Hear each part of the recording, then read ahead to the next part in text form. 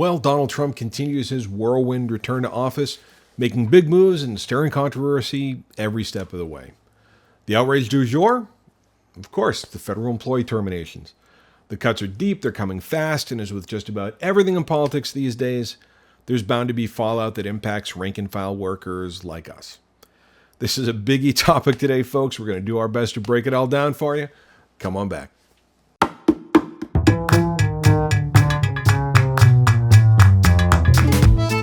Hey folks, Mark here with the Rational Workforce. Thanks so much for stopping by. Now, as I record this, Donald Trump has been back in office for just over a month, and his return to the presidency is, man, it's something to behold. As we talked about in our last video, there are a lot of sweeping changes in the works through executive orders or otherwise, but today we're going to focus on two specific areas. One is the purging the federal workforce, and two is Musk's short but sweet accountability requests. First, let's tackle the terminations.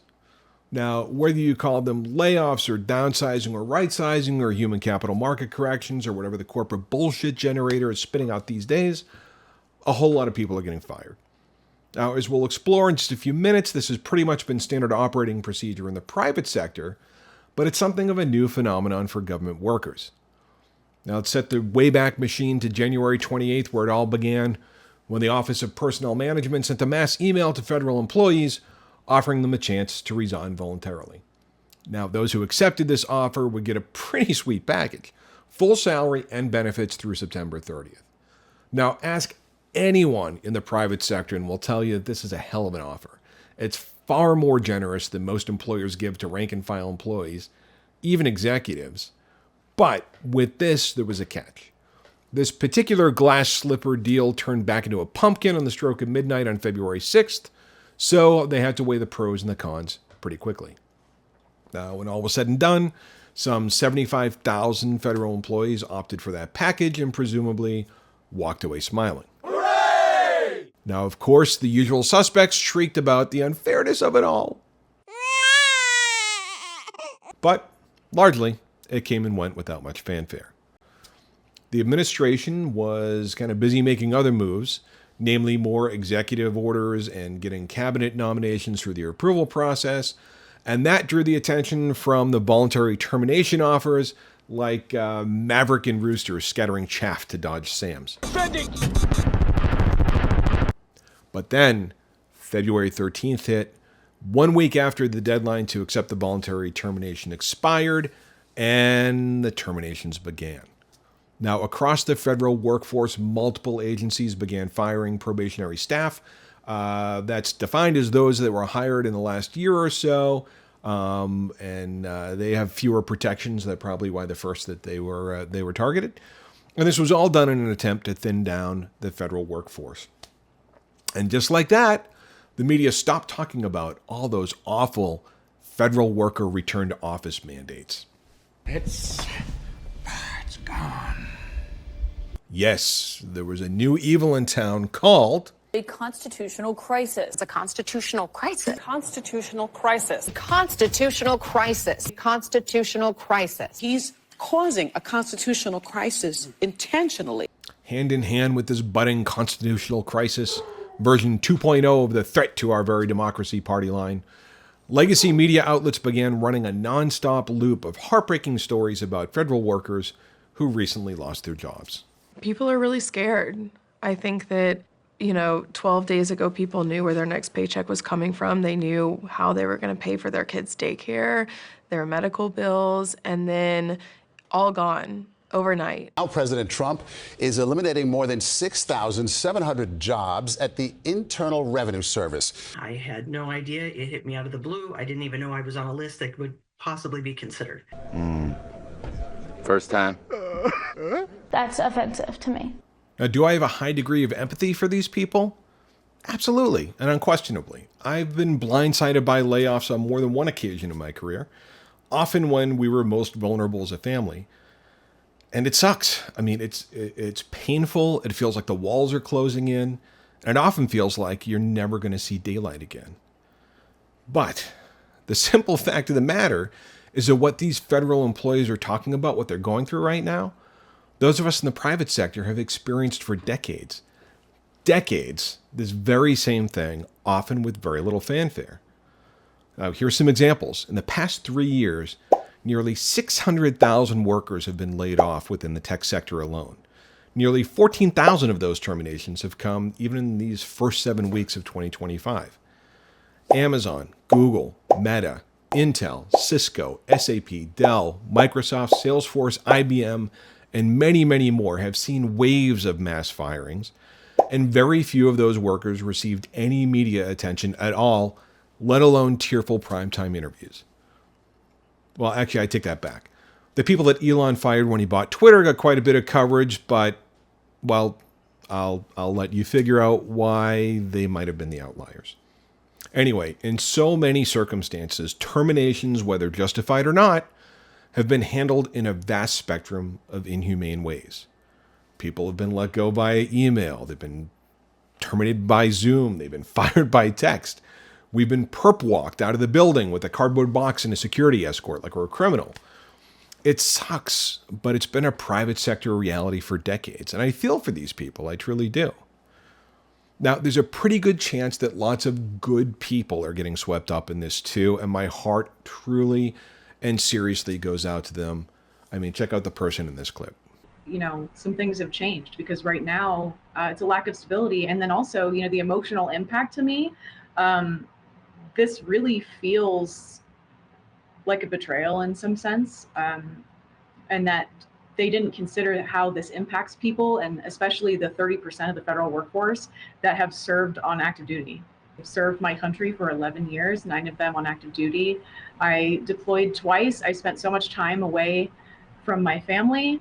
Oh no, I was gone when my mom passed away. And I missed that, to serve my country. And I was excited to continue serving in this capacity. And they not only tore that out from under my feet, but couldn't even just grant me a layoff. Again, I get it. This is tough stuff. And I sincerely respect and appreciate and honor her sacrifice serving this country. A lot of us can empathize with the dynamic of missing out on family events, both positive and negative, due to the responsibilities associated with our chosen vocation. And no, I am not trying to equate missing your kid's baseball game or dance recital because you're on a business trip with serving in the military. Nothing like that, not even close. So haters don't even go there.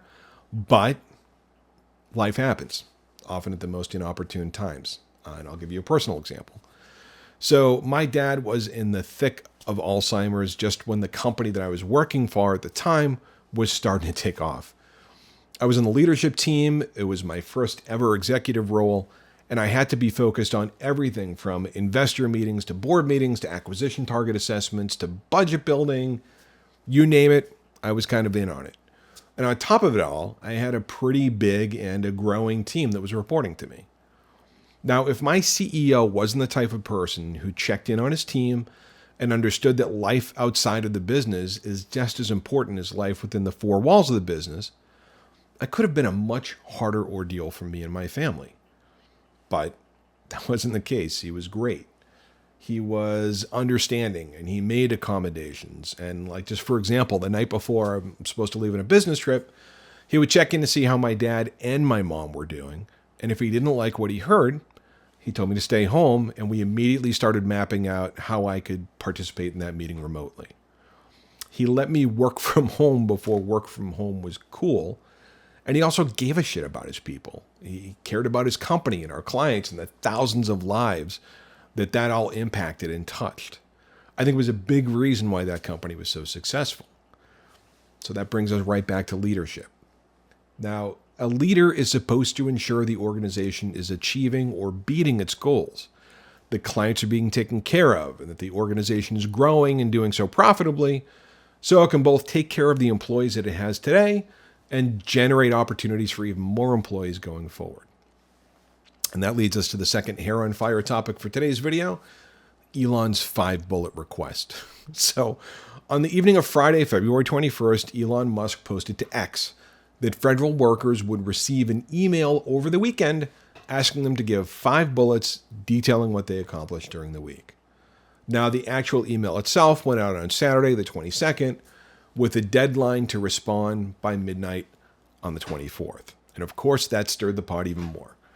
The American Federation of Government Employees said it was cruel. Senator Tim Kaine questioned Musk's authority to even ask the question. And let's not even get into the responses on LinkedIn. They were as hyperbolic and as over the top as usual. Now, again, many of us in the private sector seem baffled by this apoplectic response. As I posted myself on X Sunday morning, asking for some simple snapshot of what you've been up to is kind of standard operating procedure in most companies, or at least most white-collar companies. It also shouldn't be viewed exclusively as a big brother measure. Now, as a marketing executive, I would ask my direct reports to drop me a list answering 4 really simple questions. What did you work on this week that you planned on working on? What did you work on this week that you didn't plan on working on? What weren't you able to get to? And how can I help you remove any barriers? That's it. 4 simple questions that at most would take maybe 15, 20 minutes to answer. And I didn't do this to check up on people. I did it to check in on people. I did it so I could more effectively give other executives a snapshot of how we were moving the chains down the field to see how I could better support my team. I had regular one-on-one meetings with people, and when these weekly snapshots indicated there was a problem, we figured out how I could help. We figured out what they needed so they could do their job better and be happier in it. Now, as I punched out of corporate and pivoted towards consulting, I send similar updates to all of my clients with whom I don't meet weekly. It's how high-functioning teams work, and given that our tax dollars, yours and mine, fund these federal programs, it's a rigor that should already be in place. But most media outlets and most federal workers didn't see it like that. Now, on one hand, we have people complaining that federal employees are being terminated without cause, that there is no respect being paid to what they do or what they've accomplished. And then on the other, those same people are throwing stones at Musk for asking them to provide even the most basic coverage of what they've been working on and what they've accomplished. Now, it's a thankless situation. I'm pretty sure Trump and Elon and everybody else that's part of it already knew that was going to be the case.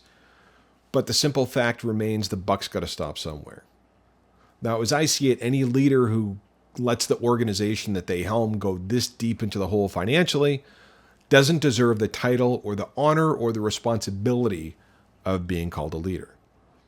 But like folks who find themselves in this position in the private sector, the workers often bear the brunt of bad decisions and poor choices and wasteful behaviors of leadership. I mean, as a nation, we are in rough condition, folks. Right now, the United States is $36 trillion in debt.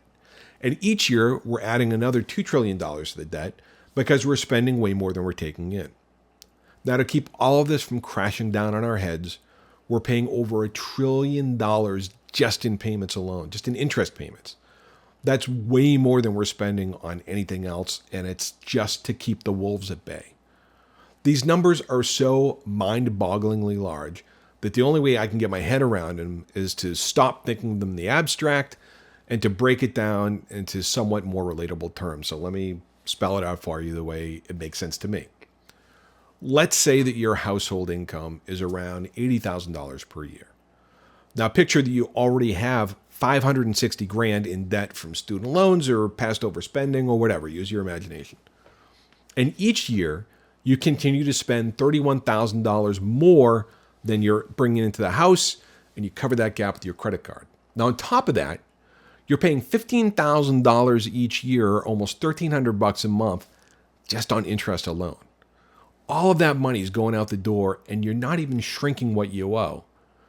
And if you keep going like this, your debt's going to hit $800,000 in 10 years, and that's way more than you could ever hope to pay off with your $80,000 salary. In other words, you would go broke and be financially devastated with nothing left for the necessities like food and housing. That's where we're at as a country.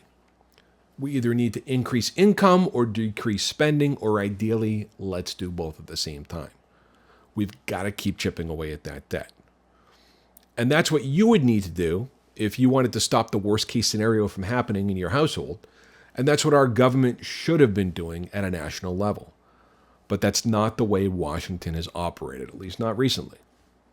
When they can't pay the bills with real money, they turn on the printer and they start creating cash out of thin air.